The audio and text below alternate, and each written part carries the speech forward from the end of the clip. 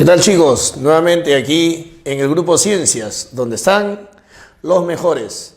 Los saluda el profesor Arellano y estamos a cargo del curso de habilidad verbal. En esta oportunidad vamos a desarrollar el tema de antónimos, ¿sí? Veamos este tema a partir de algunos ejemplos. Decimos, por ejemplo, que el antónimo de draconiano es lene, por ejemplo, o decimos que el antónimo de embeleso es aversión. Veamos por qué. Y luego arribaremos a la teoría de cuándo dos palabras son antónimas y también, por supuesto, qué clases de antónimos se pueden presentar en un ejercicio de examen de admisión. ¿Ya? Tenemos entonces el ejemplo de draconiano y lene como antónimos. Si nosotros, por ejemplo, decimos esas leyes draconianas castigan con pena de muerte al menor delito, entonces vamos a considerar que draconiano significa excesivamente severo. Entonces, como draconiano significa excesivamente severo, ¿cómo así entra en relación de antonimia con lene? Porque lene significa blando en el trato o en el castigo. Entonces, si ser draconiano significa ser excesivamente severo en el castigo y lene significa blando en el trato o en el castigo, entonces diremos que son antónimos porque tienen significados diferentes u opuestos. ¿Qué diríamos? Exactamente diríamos opuestos, ¿sí o no, chicos? Bien, lo mismo ocurre para embeleso y aversión. Si digo, por ejemplo, este hermoso paisaje me suscita embeleso. Entonces voy a pensar que como es un paisaje hermoso, entonces a mí ese paisaje me maravilla o me encanta. Entonces, embeleso lo voy a entender como la sensación de agrado o la sensación de tener un gusto o una preferencia por algo que me encanta, que me gusta. Pero aversión significa rechazo. Aversión significa rechazo. Entonces, si el paisaje es hermoso, lo contrario de ese paisaje para que me cause alguna aversión sería pues que es un paisaje horrible o un paisaje espantoso.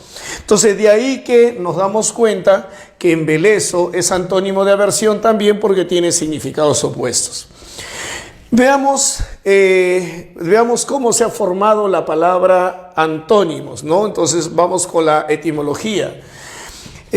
La palabra antónimo se ha formado de dos voces, anti, que significa contra, y ónoma, que significa nombre. ¿Eso qué quiere decir? Que etimológicamente antónimo significa con nombres contrarios. Cuando se habla de nombre, realmente a lo que se está haciendo referencia no es a cómo te llamas tú o cómo me llamo, sino se está haciendo referencia a los conceptos, ¿no? Entonces, al decir esto anti, contra y ónoma nombre, se está refiriendo a conceptos contrarios, ¿ya?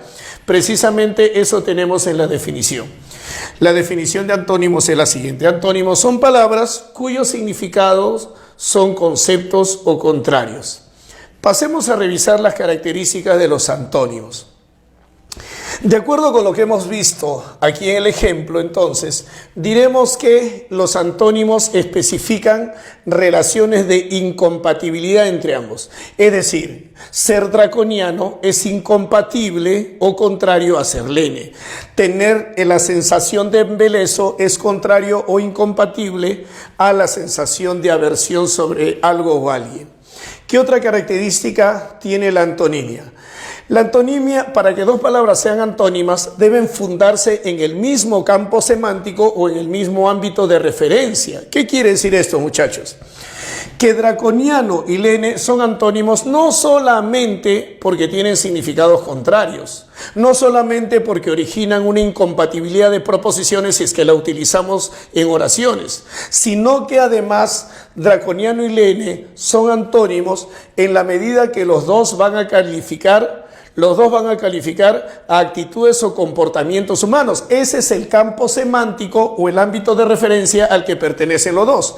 Draconiano y lene son antónimos no solo por su significación, sino porque además pertenecen al mismo campo semántico o al mismo ámbito de referencia. Ambos están referidos a comportamientos humanos, ¿sí?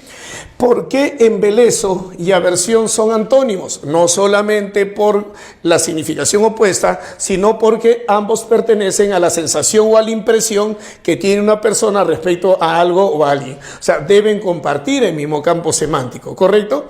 Si decimos, por ejemplo, que gélido es antónimo de tórrido, no solamente son antónimos por la significación opuesta, gélido muy frío, tórrido muy caliente, sino porque además ambos comparten el mismo campo semántico, es decir, temperaturas. Tercera característica de la antonimia. Origina la contradicción o negación de proposiciones, como decía hace rato. Si digo, por ejemplo, este paisaje me embelesa, ¿correcto? Este paisaje me embelesa es porque este paisaje me gusta, me agrada. Entonces yo podría decir así. No puedo describir el embeleso que me causa este paisaje, o sea, el agrado o arrobamiento, gusto que me causa este paisaje.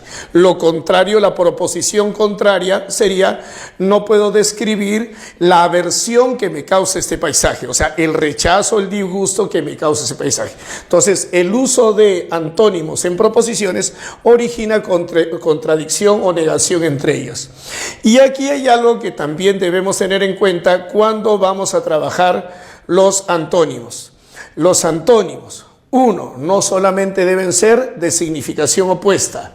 2, no solamente deben tener como referencia el mismo campo semántico, sino que a su vez deben pertenecer a la misma categoría gramatical para que se pueda reemplazar en las oraciones. Entonces sucede que un sustantivo será antónimo de otro sustantivo, un verboide sinónimo de otro verboide, antónimo de otro verboide, un adjetivo antónimo de otro adjetivo y un adverbio antónimo de otro adverbio. Ya elementos conceptuales básicos para continuar trabajando con el tema de la antonimia.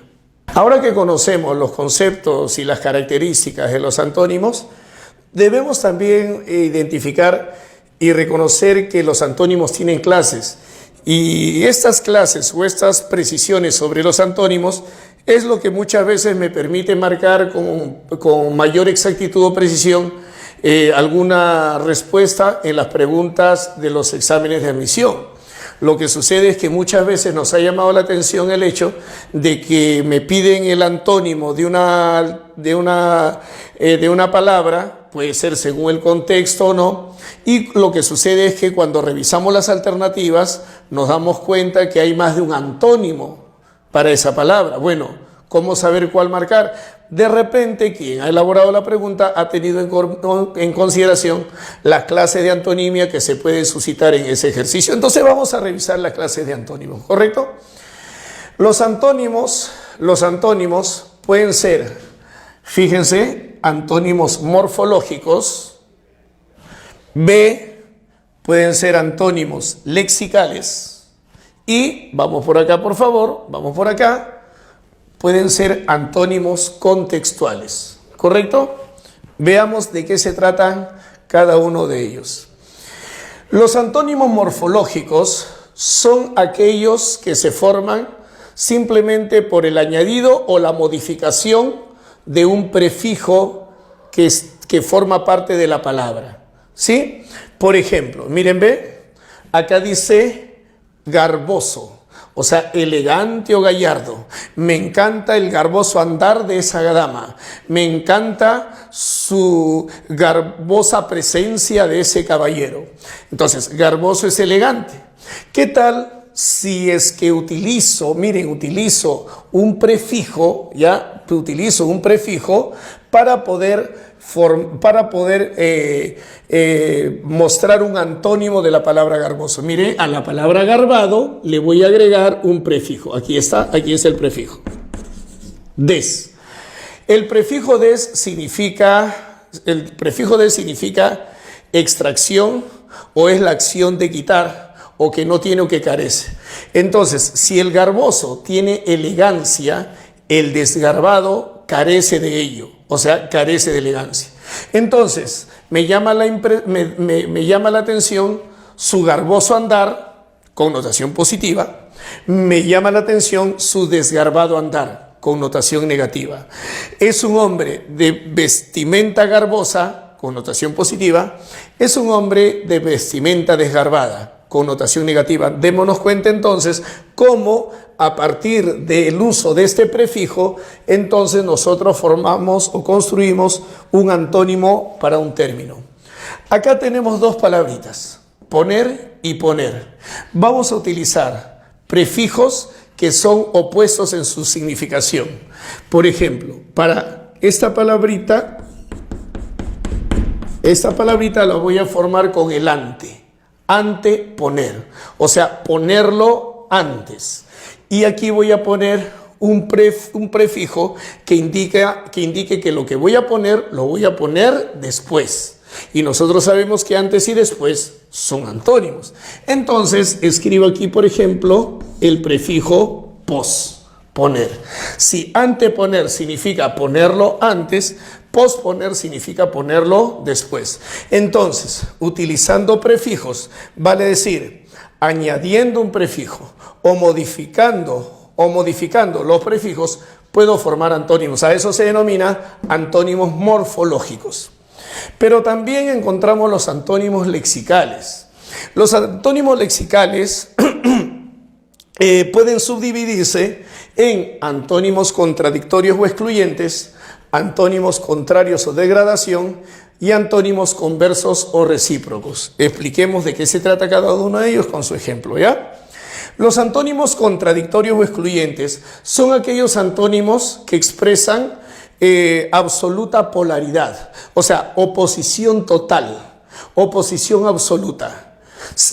O está en una condición, o está en una condición, o está en la otra.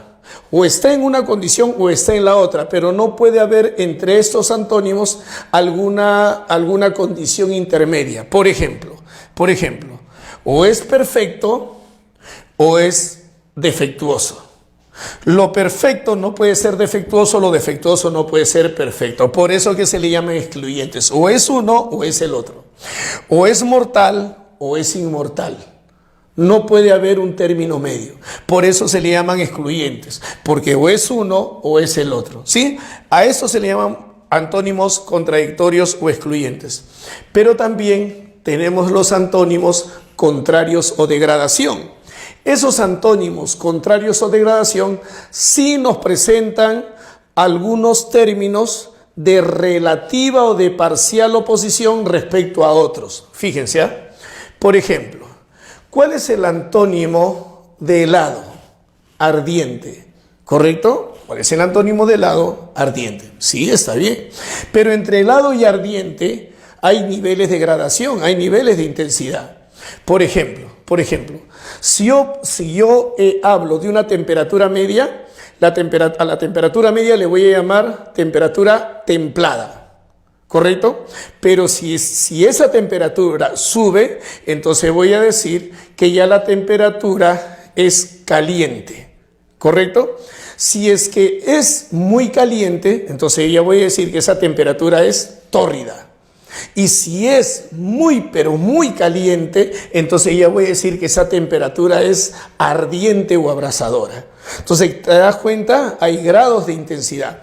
Y hacia abajo lo mismo. Hacia abajo lo mismo. Si no está templado, sino la temperatura baja, entonces voy a decir que es frío. Pero si la temperatura ya es muy frío, voy a decir que es gélido. Y si todavía la frialdad es mucho mayor, entonces voy a decir que es helado. De tal manera que el antónimo de helado puede ser ardiente, como también el antónimo de helado podría ser caliente, como el antónimo de helado podría ser tórrido, ¿no es cierto? Entonces hay grados de intensidad entre ellos.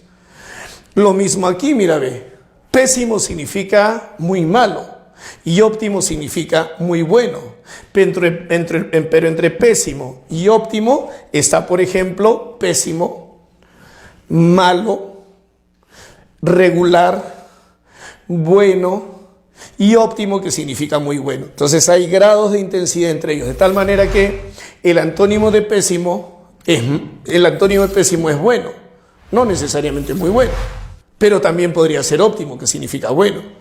Entonces, a diferencia de los antónimos contradictorios o excluyentes, que no admiten ningún nivel de gradación o de intensidad, o es uno o es el otro, en este caso el antónimo de helado podría ser ardiente, como también podría ser caliente, o como también podría ser tórrido, ¿verdad? El antónimo de pésimo podría ser bueno, o también podría ser óptimo. Entonces, admite más de un concepto opuesto para algún término o palabra, admite más de un antónimo, ¿no? Y esto tiene que ver ya con su nivel de gradación. A eso se le llaman antónimos contrarios o de gradación. Si es que en un ejercicio, escúchame por favor, si es que en un ejercicio de antonimia lexical te pidiesen el antónimo de una palabra, ¿sí? Y tú te das cuenta que esos antónimos son contrarios o de gradación, entonces la alternativa que debes preferir marcar debe ser la alternativa que contenga el antónimo más opuesto, ¿correcto? Vas a marcar la alternativa que contenga la palabra con un concepto más opuesto al de la pregunta o el de la premisa. Acuérdate de eso. En caso de que exista más de un antónimo en las alternativas, ¿ya? Se prefiere el antónimo más opuesto. ¿Cuál es el antónimo? ¿Cuál es el antónimo de pésimo? Bueno, entonces la alternativa A dice bueno. Pero el antónimo de pésimo también es óptimo, y en la alternativa B dice óptimo. Si te acabo de decir que debes marcar el más opuesto, ¿cuál es el más opuesto para pésimo? A, bueno, o B, óptimo. ¿Qué marcarías? Seguramente me está diciendo la alternativa B, óptimo, porque pésimo es muy malo y óptimo es muy bueno. También existen, dentro de los antónimos lexicales, existen los antónimos conversos o recíprocos. En los antónimos conversos o recíprocos, nosotros vamos a encontrar una oposición incluyente o complementaria. ¿Qué quiere decir eso? Que para que exista un concepto, tiene que existir necesariamente el otro. Por ejemplo, el antónimo de marido, esposa. ¿Te das cuenta? Si existe un marido, es porque existe una esposa. O sea, un concepto está incluido en el otro. Para que exista un amo, tiene que existir un lacayo, que es su sirviente. Si existe un lacayo, ese lacayo es el sirviente de alguien, ese alguien es el amo. Por eso que le llamamos antónimos conversos o recíprocos, puesto que el concepto de uno implica necesariamente la existencia del otro, ¿sí? Habíamos dicho dentro de la clasificación que tenemos antónimos morfológicos, B, antónimos lexicales, pero también antónimos contextuales. Y atención aquí, porque este tipo de antónimos es el que cada vez más se va preguntando en los exámenes de admisión de distintas universidades. ¿Cuáles son los antónimos contextuales?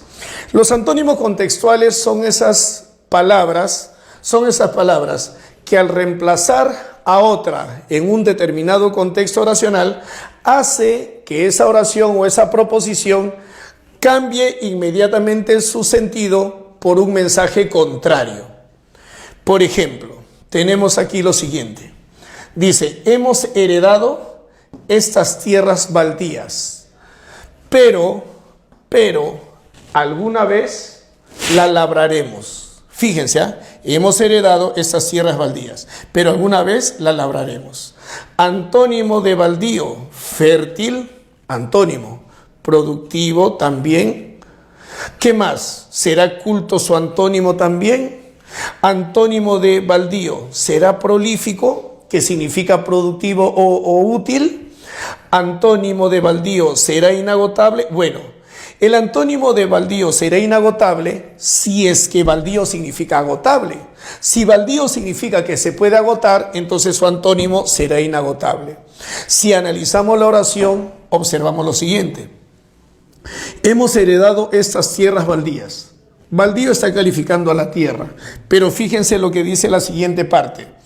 Pero alguna vez la labraremos. Si dice alguna vez la labraremos, ¿qué quiere decir? Que esas tierras no están labradas.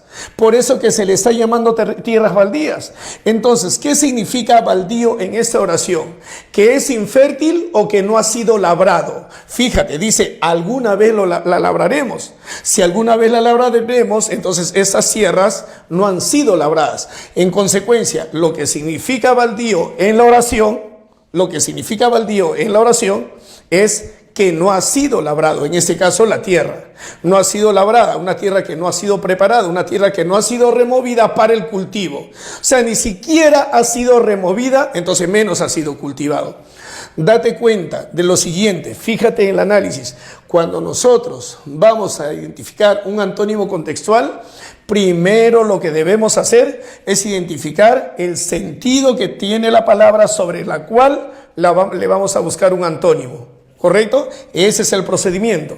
No es correcto que lea la oración, que no identifique el sentido de la palabra, que es la pregunta en mi ejercicio, y que me vaya a las alternativas. Eso no es lo correcto. Lo primero que hay que hacer es identificar qué sentido tiene esa palabra. Y lo que acabamos de descubrir es que baldío aquí se refiere a las tierras que no han sido cultivadas. El antónimo, fértil, bueno, si la tierra es fértil, la tierra tenía que haber sido cultivada, ¿correcto? Tendría que haber sido labrada, cultivada para saber que es fértil. Esta tierra simplemente no ha sido labrada, yo no sé si será o no será fértil. Alternativa B, productivas, bueno, lo mismo. ¿Cómo saber si eso no es productiva cuando ni siquiera ha sido labrada? Y si no ha sido labrada, tampoco ha sido cultivada. Alternativa C, cultas. No, profe, no puede ser cultas porque como las tierras van a tener tanto conocimiento. Es que culto no solamente hace referencia a aquel que tiene erudición, cultura, sabiduría. Culto también significa cultivado. Y, acuérdate, estas tierras no han sido labradas, por tanto, ni siquiera cultivadas.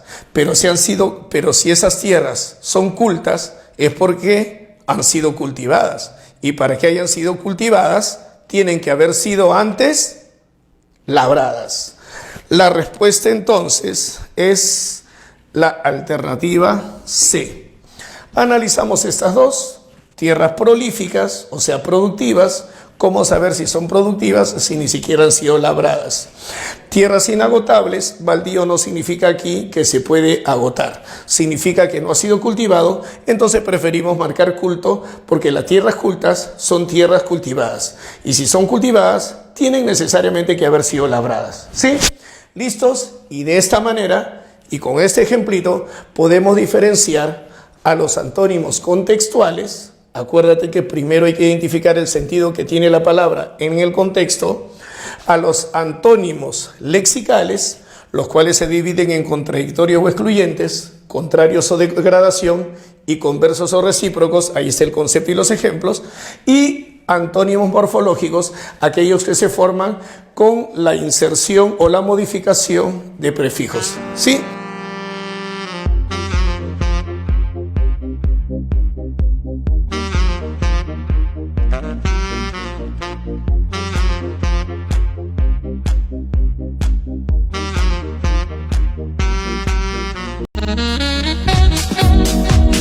Bien, muchachos, ha llegado el momento de aplicar nuestras teorías a los ejercicios de antonimia, ¿sí?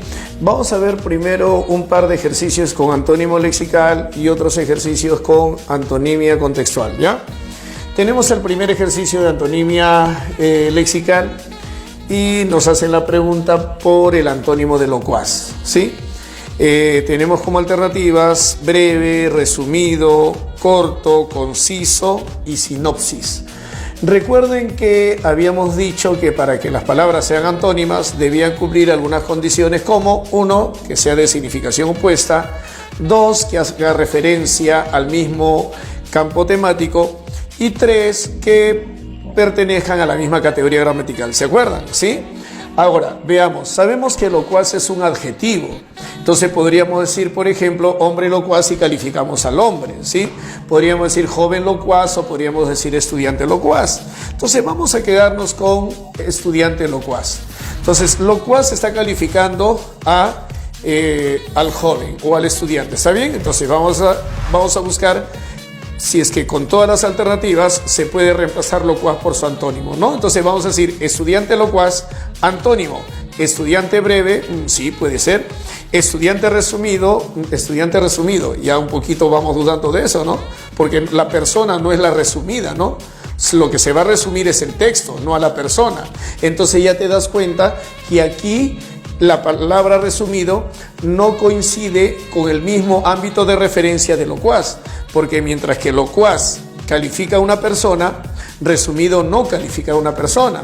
En consecuencia, no corresponden al mismo campo semántico. Entonces, resumido no vamos a marcar como antónimo de locuaz. Entonces, podemos decir estudiante locuaz, su contrario, estudiante breve, bueno, puede ser. Estudiante corto, tampoco, ¿no? Estudiante conciso, bueno, tal vez. Estudiante sinopsis es resumen. Veamos lo siguiente, si sinopsis es resumen, entonces yo diría sí, ¿no es cierto? Realicé o elaboré o redacté una sinopsis, o realicé, elaboré o redacté un resumen. Sinopsis y resumen son sustantivos, y al ser sustantivo no puede ser sinónimo de locuaz, porque locuaz es un adjetivo. Entonces, no es sinopsis porque no corresponde a la misma categoría gramatical que de locuaz, que es un adjetivo. No es resumido porque resumido no califica a una persona, y locuaz sí. Pero vamos con lo siguiente, vamos a ser un poquito más analíticos. ¿Y qué tal si locuaz podría calificar a un texto? ¿Será verdad? A ver, diríamos, ¿este es un texto locuaz? No, ¿no es cierto? No.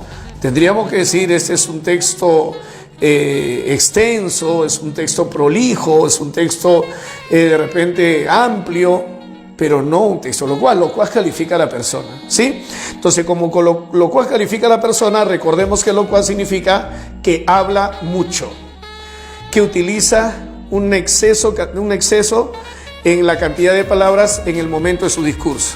Entonces, locuaz, si locuaz significa que habla mucho o que utiliza exceso de palabras en un discurso, tiene que estar calificando a una persona, porque el único que habla en este mundo es la persona. Antónimo de locuaz, entonces, breve. Bueno, breve es un concepto bastante genérico, ¿sí? Breve significa de corta duración. Resumido, porque no pertenecen al mismo campo de referencia, sabemos que no es. Hombre corto, tampoco, ¿verdad? ¿Y qué significa conciso? Conciso significa de pocas palabras en un discurso. ¿Y quién puede utilizar pocas palabras en un discurso? El hombre. Entonces, el antónimo de locuaz, marcamos conciso. Vamos ahora al segundo ejercicio de antonimia léxica. Tenemos la palabra virtual, una palabra tan de moda, ¿no es cierto? ¿Sí? Sí, fue un mensaje virtual, ¿correcto? La clase es virtual, ¿verdad? Tenemos una relación virtual, ¿verdad? Virtual es un adjetivo también, ¿te das cuenta? Calificó a la clase, ¿no? Calificó a la relación, ¿verdad? Entonces, es un adjetivo calificativo. Su antónimo, ya sabes, debe ser 1, de significación opuesta, 2, tener como referencia el mismo campo semántico, ¿verdad? Y 3, pertenecer a la misma categoría gramatical. Todas estas palabras son adjetivos, por ejemplo, a ver, implícito, realidad, raro, hacedero, imposible. ¿Cuál de estos 5 términos no es un adjetivo o todos son adjetivos? Revisamos. Una idea implícita, implícito es adjetivo. Este es un hombre raro, raro es adjetivo. Esta es una tarea imposible, imposible es adjetivo. Esta tarea es hacedera, es adjetivo, pero no podría decir, por ejemplo, esta tarea esta tarea realidad. Podría decir esta tarea real, podría ser una circunstancia real, pero no una circunstancia realidad. Entonces, realidad no puede ser antónimo de virtual, porque realidad es un sustantivo y virtual es un adjetivo, ¿sí? Vamos entonces de una vez a definir qué cosa es virtual. Virtual significa posible. Virtual es aquello que tiene la capacidad de ser, la capacidad de realizarse, o por lo menos existe la posibilidad o existen las condiciones para que se realice. Eso es virtual, ¿correcto? Entonces, cuando hablamos de virtual, estamos hablando de aquello que es potencial, de aquello que tiene las condiciones para que se realice. ¿Cuál es entonces el antónimo de virtual? Sabiendo que virtual hace referencia a aquello que se puede realizar. Lo contrario, por ejemplo, podría ser real, ¿sí? Pero no tengo real, lo que tengo es realidad. Y ya sabemos que ese no puede ser el antónimo porque pertenece a una diferente categoría gramatical. ¿Cuál de estas alternativas hace referencia a aquello que no puede realizarse? Porque virtual significa que tiene las condiciones para que ocurra, que tiene las condiciones para que se realice, que tiene las condiciones o las posibilidades de que se vuelva real. ¿Cuál de estas alternativas alude a aquello que no se puede realizar? ¿Sí? Me das la respuesta y seguramente me estás diciendo la alternativa. Esa supongo, ¿no? Alternativa E. La alternativa E es la respuesta porque imposible hace referencia precisamente a aquello que no es posible que ocurra, mientras que lo virtual sí es posible que ocurra, ¿sí? Entonces, con esto tenemos la respuesta a la alternativa E. Vamos a revisar el ejercicio número 3, que es la primera oración que tenemos para antonimia contextual. Dice: su obesidad se debe a la gula que caracterizaba su alimentación. Fíjense, aquí tenemos un rastro verbal, tenemos una pista. Dice su obesidad. Ustedes saben que la obesidad es el exceso de gordura. Pero hay un conector que también me va a ayudar a descubrir, ¿no es cierto?, a qué se refiere con gula la oración. Dice, su obesidad, dice, se debe, o sea, conector de causa presenta la causa, se debe a la gula que caracterizaba su alimentación. Entonces, ¿cuál es la razón de su obesidad? La gula. Hago una preguntita, ¿por qué alguien podría engordar en exceso? ¿Sí? ¿Por qué alguien podría engordar en exceso? No sé, le pregunto a mi amigo Paul, a lo mejor, ¿por qué alguien podría engordar en exceso? ¿Por qué? Porque a lo mejor come en exceso también, pues sí o no. Entonces, si es una persona obesa, debe ser porque come en exceso. Entonces, a eso se está refiriendo con la gula, ¿correcto? Entonces, la gula tiene el sentido de la acción de comer o tal vez beber, pero en exceso, ¿sí? ¿Cuáles son las alternativas? A, moderación; B, prudencia; C, frugalidad; y D, templanza. Vaya, los cuatro son antónimos de gula. Los cuatro son antónimos de gula.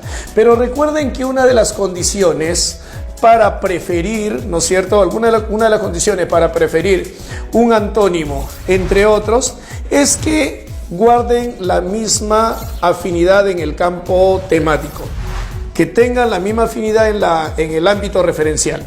Y si nosotros sabemos que la gula es el exceso en el comer y en el beber, ¿cuál de estas alternativas hace referencia a la moderación en el comer y en el beber?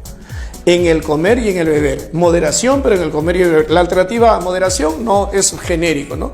La moderación es la prudencia que tenemos en hacer las cosas, no solamente en el comer y en el beber. Lo mismo que prudencia y lo mismo que templanza, que es moderación en los actos en general. Vamos a marcar entonces como alternativa respuesta la alternativa que queda. Esa es la C, porque la frugalidad es la moderación, pero la moderación en el comer y en el beber. Tenemos la respuesta para el ejercicio número 3. En el ejercicio 4 tenemos la siguiente oración. Impugnaba la política económica del gobierno. Sabemos que hay una acción de un sujeto respecto a la política económica del gobierno. Pero tengo una pista, dice puesto que, y el puesto que es conector de causa. ¿Cuál es la causa de la impugnación a la política económica del gobierno? Dice, la consideraba inequitativa. O sea, si consideraba que esa política era inequitativa, entonces considera que esa política no distribuye la riqueza con justicia. Entonces hay una injusta distribución de la riqueza y eso es negativo. Entonces, como la injusta distribución de la riqueza es negativo, porque dice que la consideraba inequitativa, ¿qué quiere decir? Que su consecuencia, o sea, la acción de impugnar, también tiene que ser negativa.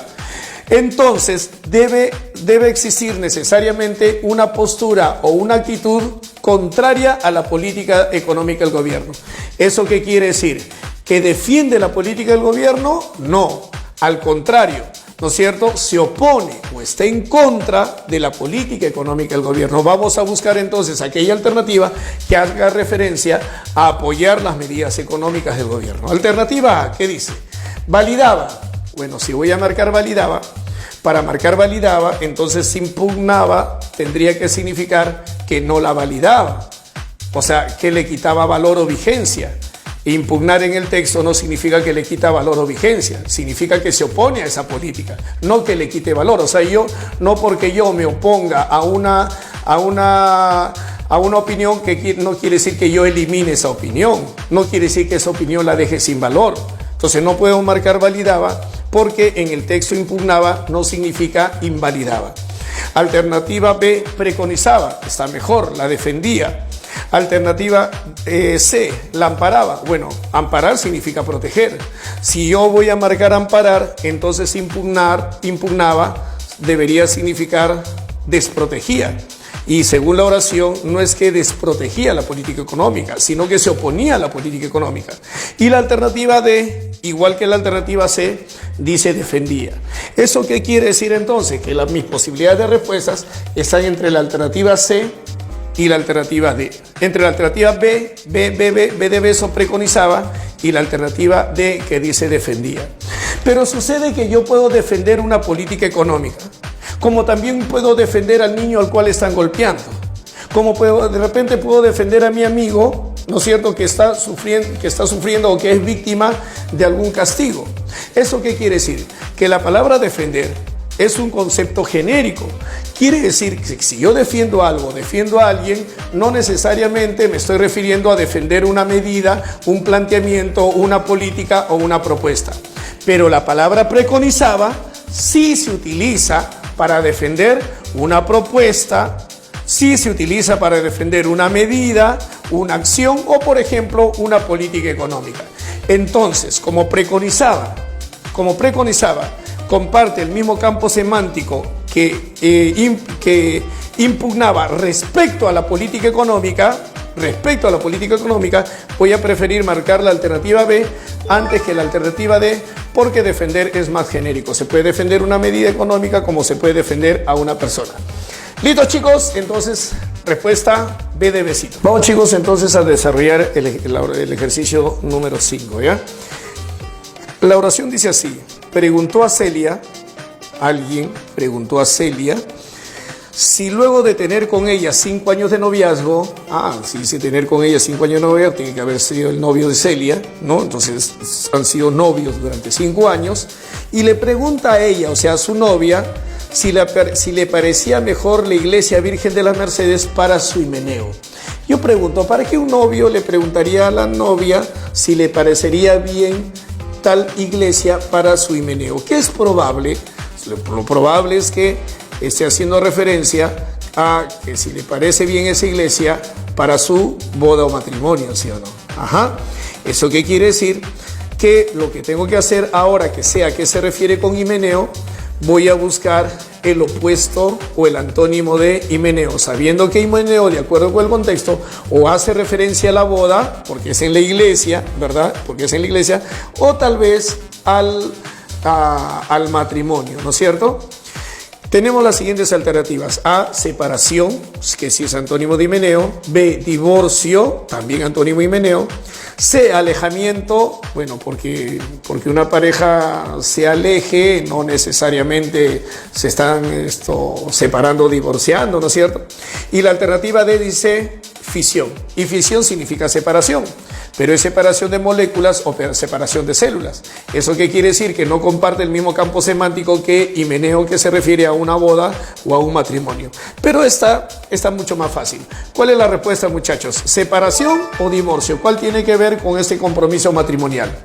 Seguramente la alternativa B. Marcamos la alternativa B y pasamos al siguiente ejercicio. La oración dice así. Dice: la dama de rojo llegó y transformó radicalmente la patética reunión con sus hilarantes movimientos de baile y sus jocosos coqueteos. ¿Qué significa jocoso o hilarante? Que causa alegría. Eso significa jocoso, hilarante. ¿Y quién llegó con coqueteos y con bailes que causaron alegría? La dama de rojo. Y cuando ella baila y coquetea, generando esa alegría, dice la oración que cambia radicalmente la patética reunión. Si cambia radicalmente la patética reunión, la cambia totalmente la patética reunión. Entonces, ¿cómo habría sido esa reunión antes que ella llegue? Si cuando ella llegó con su coqueteo y con su baile, transformó esa reunión. Y ese baile y ese coqueteo eran hilarantes, eran jocosos, o sea, generaban alegría. ¿Cuál será entonces el antónimo de patético, correcto? Para indicar que la dama que llegó cambió entonces esa reunión con la alegría y la jocosidad con la que llegó. Alternativa A, cómica. No es cierto, porque ella cambia el ambiente en esa reunión. Alternativa B, sublime. Bueno, sublime, ¿qué es sublime? No vas a pensar que significa chocolate, o sea, sublime significa excelso, muy elevado. No tiene que ver con el ambiente que aquella dama cambió. Alternativa C, multifacética. Multifacética significa que se muestra de diversas formas. O alternativa D, amena. Amena significa agradable. ¿Cómo era esa reunión? Patética. ¿Y qué hizo la dama? Cambió esa reunión patética, la cambió radicalmente. Si la cambió radicalmente, entonces, y sabemos que ameno es agradable, ¿cómo era esa reunión antes que ella llegue a esa reunión? Aburrida, ¿no es cierto? O conmovedora. Entonces, si patético significa en el texto aburrido, ¿no es cierto? Entonces vamos a marcar como antónimo, en comparación con todas las alternativas, amena. Y de esa manera cambió la reunión aquella dama de rojo. Ejercicio número 7, dice así: felizmente tuvo el tino. ¿Qué significará tino, no? Felizmente tuvo el tino de pagar todas sus deudas. Bueno, no sé, a veces de repente pagar toda mi deuda me puede resultar perjudicial porque me quedo sin dinero. Pero vamos a ver qué dice acá. Felizmente, entonces el concepto tino necesariamente tiene una connotación positiva porque dice felizmente. Tuvo el tino de pagar todas sus deudas y quedar libre de cualquier embargo de sus bienes. Entonces, tino debe tener necesariamente un concepto, debe tener necesariamente una connotación positiva, ¿correcto? Necesariamente, porque dice felizmente y porque dice que quedó libre de cualquier embargo de sus bienes. Entonces, ¿qué quiere decir tino en el texto? ¿Que fue un error o fue un acierto pagar sus deudas? ¿Qué significaría? Acierto, ¿verdad? Porque dice felizmente y porque evitó los embargos. ¿Y cuál es el antónimo de tino o de acierto? Debe ser error. ¿En qué alternativa está la palabra error? En ninguna, pero hay una alternativa que tiene el sinónimo de error. ¿Ya lo vieron? ¿Sí? Alternativa A, amago. No, amago es intento. Alternativa B, pavor. No, pavor significa miedo intenso. Alternativa C será hierro. ¿Y hierro qué significa? Error o desatino. Respuesta, alternativa C. Número 8, dice así: el polémico escritor, fíjate, polémico escritor genera polémica, debate, opiniones a favor y en contra. El polémico escritor desencadenó, o sea, causó los más furibundos debates entre tantos apasionados por los temas desarrollados en sus obras. A ver, veamos. Si esos temas que están en las obras han generado polémica, han generado debate, me dice que esas personas que han participado del debate son personas que se han dejado llevar por su pasión, porque dice entre tantos apasionados por los temas desarrollados en sus obras. Eso quiere decir que quienes han formado parte de este debate o de esta discusión han mostrado pues la pasión que tienen por esos temas. Ahora, ¿qué significará furibundo en la oración? Dice, el polémico escritor desencadenó los más furibundos debates. Si esos debates han sido desarrollados entre personas tan apasionadas o tan intensas en sus emociones, ¿cómo habrán sido esos debates? ¿Habrán sido debates tranquilitos o debates más bien exaltados? ¿Qué me dices? Claro, tienen que haber sido esos debates donde se demuestra la pasión, la vehemencia o la intensidad de los ánimos. Entonces, ahí, furibundos hace referencia a aquello que debe mostrar intensidad o mucha intensidad o acaloramiento de los ánimos, ¿ya? Al antónimo de furibundo, entonces, minúsculos, no, porque furibundo no significa mayúsculos. Alternativa B, ensombrecidos, no, porque en el texto furibundo no significa aclarados. C, desentonados, no, porque furibundos en el texto no significa entonados. Hace referencia a la elevación o la exaltación de los ánimos por el apasionamiento.